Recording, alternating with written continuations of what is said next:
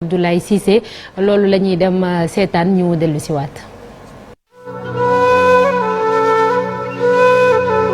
Il n'y a rien de trop beau pour accueillir un Goncourt. Chami. Cher Abdoulaye. Comment ça va? Comment vas-tu? Voilà. Bienvenue. Merci beaucoup. Tu n'as pas eu de mal à trouver? Non, c'est chez toi ça? Oui. Ils sont bien payés, les journalistes, contrairement à ce qu'on dit ici. Mais méfiez-vous, même quand vous l'accueillez à Versailles ou à la Villa Taslima, lui ne voit qu'une chose: transformer votre intérieur pour son inspiration. Résidence d'écriture. Résidence d'écriture, Il faut y penser, ça. cadre d'expression littéraire. Voilà.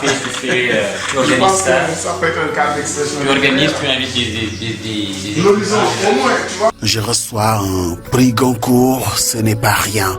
Il n'y a peut-être que lui, Mohamed Mbougar Sarr, pour croire que rien n'a changé dans sa vie. Que les gens, parfois, me regardent comme si j'étais un être à part, alors que c'est tout l'inverse. Au-delà de cela, ma vie est tout à fait ordinaire. Mais beaucoup de gens n'y croient pas. J'ai toujours dit, et je le crois vraiment, ce n'est pas du tout de la démagogie, qu'il n'y a aucune forme de hiérarchie entre un écrivain et un cuisinier et un cinéaste et un chauffeur de taxi, etc.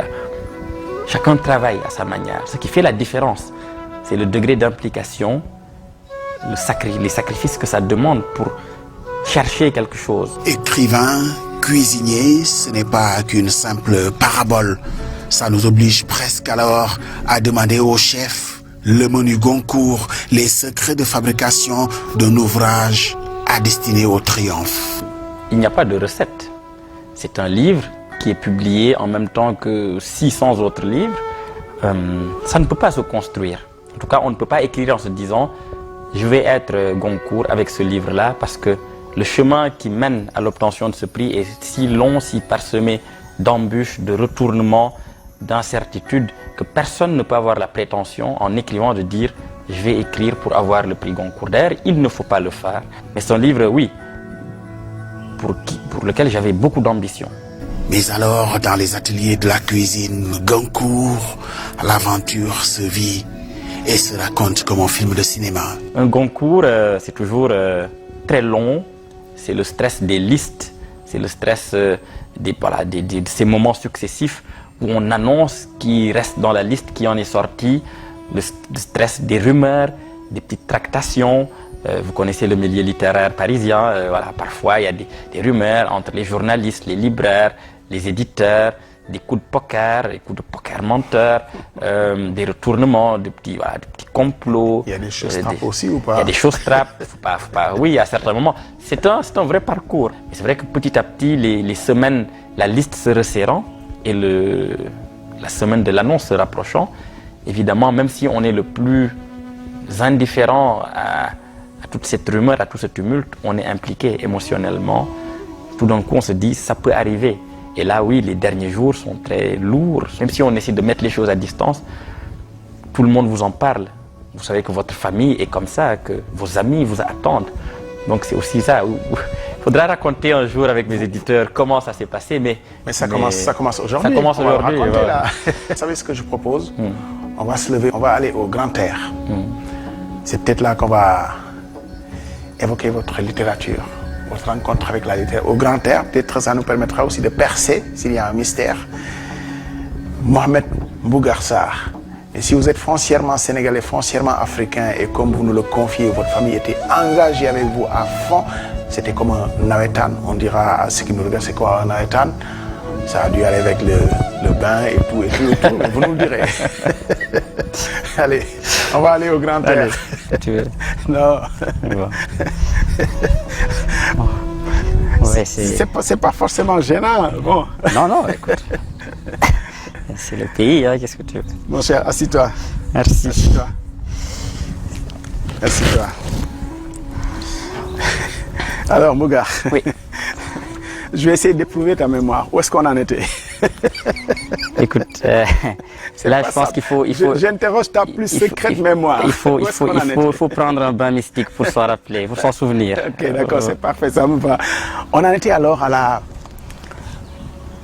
À la préparation, non, il n'y a pas de préparation parce qu'on avait dit on ne se prépare pas à ça, mais à tout ce qui accompagne le Goncourt, l'avant-Goncourt, l'annonce, le processus.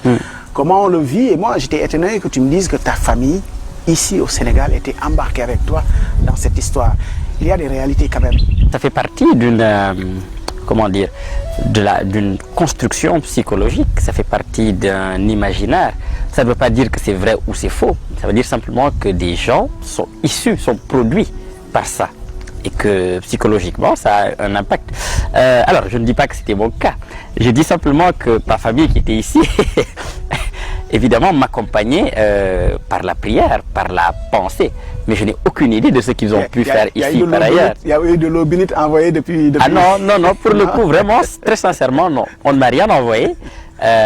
Mais on me disait tout le temps, on est avec toi, on est derrière toi, on pense à toi. Ça méritait bien de prendre du bon air pour les souvenirs précis des dernières interminables minutes avant la délivrance. Surtout qu'un plaisantin a failli tout gâcher à cet instant précis. C'était quelque chose d'assez extraordinaire à vivre. Maintenant que j'y pense, je me dis que c'était fou. Et donc nous attendons et soudain, il y a l'attaché de presse de la maison d'édition qui me dit « Ah, il y a quelqu'un qui l'a annoncé.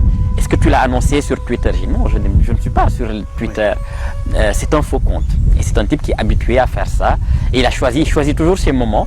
Et évidemment, des gens tombent dans le panneau, ils croient, relaient l'information. Et donc ça nous embête parce qu'on se dit « Mince, il va nous porter la poisse. Voilà, il est en train de tout ruiner. » Donc au moment où on a annoncé à mon éditeur que le coup de fil, voilà, qui lui a annoncé qu'on avait eu le prix, je n'étais pas là. J'étais aux toilettes, j'étais tout seul.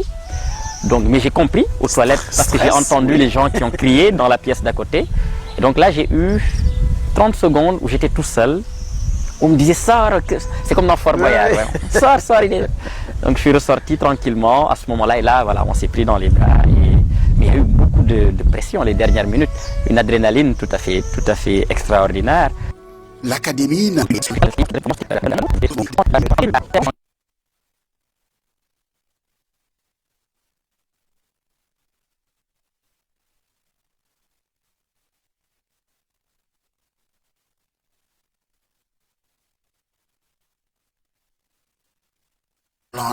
Qu'on parle de moi, qu'on parle de mes écrits, que la critique s'attache à moi, ça, avec le temps, ce n'est pas la première fois que je traverse des polémiques, j'ai appris à vivre avec. Parce que je sais que ça fait partie du travail de l'écriture. Écrire, c'est aussi, en un sens, toujours s'exposer. Et quand on écrit quelque chose où on a mis de soi, où on a mis de la recherche, on a mis du travail, où ça vient quelque chose qui vient de très loin, il ne faut pas s'attendre à ce qu'il y ait une sorte d'unanimité. L'unanimité est toujours mortifère. Le consensus autour d'une œuvre est toujours mortifère. Il faut toujours qu'il y ait des critiques. Donc les critiques, je les accepte pour peu qu'elles s'attachent d'abord à la lecture. Voilà. Donc, mais bon, à la limite, ce n'est pas trop grave. Ça, je peux gérer. J'essaie. Mais voir que parfois ça déborde, qu'on mentionne mes parents, qu'on mentionne l'éducation, ça, évidemment, c'est dur. Et je pense que tout le monde peut le comprendre. Que des gens qui ne vous connaissent pas, qui ne connaissent pas vos parents, se mettent à dire des choses sur eux, à dire des choses sur votre famille, à dire des choses sur votre éducation. Ça, c'est très dur, en effet, et c'est ce qui m'a fait le plus souffrir. Son œuvre est sophistiquée, mais point de pédantisme dans le clinquant des mots utilisés et qui claque dans une belle harmonie de la phraséologie de l'auteur. Lire un roman n'est pas une chose facile et qu'il ne suffisait pas de savoir lire une phrase pour savoir lire un roman. Moi, j'ai quelqu'un qui m'a dit que forcément tu as un contrat avec le dictionnaire numérique. C'est quoi le dictionnaire numérique? Parce que l'ouvrage, on le lit, toutes les pages, il faut aller chercher un mot. Ah oui, mais c'est aussi ça un écrivain. Au bout de temps en temps, il faut juste donner une idée de ce qu'est l'étendue de la langue. Elle est où la frontière avec le pédantisme en fait? Quand on est habitué à lire des textes, il est facile de deviner lorsqu'un mot est utilisé par pure affaîterie, par pur pédantisme. Et lorsque le mot s'intègre naturellement dans une narration qui ensuite rejoint d'autres registres de langage, plus prosaïques, voire plus vulgaires. Moi, c'est ce mélange-là qui m'intéresse. Mais ce Mbougar-là a bien quelque chose en plus que chez nombre d'entre nous. Il a poussé les limites jusqu'à faire de l'inaccessible et du très sélectif concours du Prytanée militaire un jeu d'enfant. La raison profonde de mon entrée au Prytanée, c'était même pas une envie forte. C'était parce que j'avais deux amis dont je ne voulais pas me séparer, qui voulaient faire absolument ce concours-là. Et l'idée de me retrouver tout seul à Diourbel sans ces deux-là, voilà, je me suis dit non, il faut que je les suive. Évidemment, vous avez fait le concours, mais tu es le seul admis. Non, on les a eu, on l'a eu tous les trois. Et ça, d'ailleurs, c'était un petit événement aussi. C'est la première fois que... Mais tu t'imagines, tu le fais pour eux, ils sont recalés et tu es le seul. Oui, ça je pense que ça... Est-ce que tu aurais... Non, tu n'aurais pas renoncé quand même. Peut-être, hein, je pense que peut-être que j'aurais renoncé parce que je l'ai fait vraiment pour ça. Intelligence, nos limites, et même pas besoin de toucher du bois. Pour lui, ses performances scolaires frisent l'irrationnel. En 2009, Mohamed Bougar Sarr se révèle au Sénégal. Il est tout simplement le meilleur élève du pays et rafle tout au concours général. On a pénétré la pensée, l'œuvre de l'écrivain, mais nous n'avons jamais réussi à percer le mystère. Bougar Sarr, ce n'est peut-être pas ici le lieu. L'auteur s'est déjà beaucoup livré. Il a assez confessé.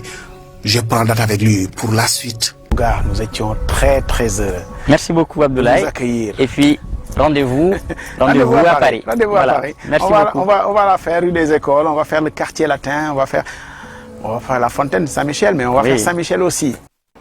Merci beaucoup Abdoulaye Cissé pour cet extrait du document Confession d'un Goncourt à suivre prochainement, l'intégrale à suivre prochainement. Merci beaucoup Abdoulaye Cissé qui s'entretenait avec Mohamed Bougar Sarr, lauréat du